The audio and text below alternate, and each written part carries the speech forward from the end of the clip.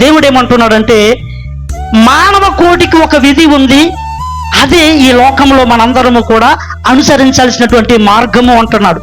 దేవుని నమ్ముకున్న మనము, కొంతమంది దేవుని విస్మరించిన వాళ్ళు ఈ దేవుని యందు భయభక్తుల విషయాల్లో కొద్ది కాలానికి మార్పులు వచ్చేస్తున్నాయి.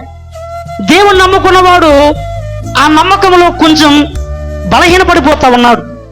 దేవుని బిడ్డలారా, దేవుని నమ్మక విరోధంగా బతికేవాడు ఇంకా ధైర్యం తెచ్చుకుని శిక్ష రావట్లేదు కదని ఇంకా వాడు చెడు మార్గంలో వెళ్ళిపోతా ఉన్నాడు.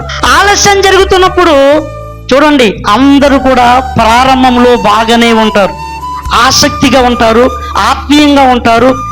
దేవుడు వాక్యం చదివినప్పుడు అమ్మా అనిపిస్తుంది. దేవుని బిడ్డలారా, ఇంకా ప్రార్థన చేస్తున్నప్పుడు మైమరిచిపోతూ ఉంటారు. ఇంకా ఏదైనా చెప్తే చక్కగా లోబడిపోతూ ఉంటారు, అంతా బాగానే ఉంటుంది. కొద్ది కాలం వచ్చేసరికి దేవుని బిడ్డలారా, అన్నీ కూడా ఆ మొదటి ప్రేమ, ఆ మొదటి భక్తి అంతా కూడా ఒక్కొక్క రోజుకి అది చల్లారిపోతూ ఉంటుంది.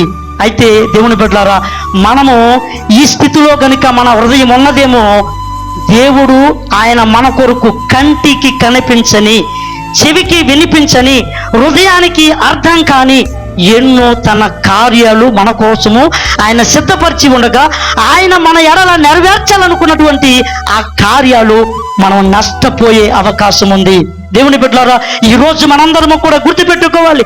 దేవుడు అంటున్నాడు, ఆయన మాటకు విధేయత చూపించే వారందరినీ కూడా ఆయన దీవించాలని ఎప్పటి నుంచో ఆయన సిద్ధం చేసుకుని ఉన్నాడు. దేవుని బిడ్డలారా, ఈ లోపే నువ్వు చల్లారిపోవద్దు, ఆయన విధిని మర్చిపోవద్దు అని మాట్లాడు.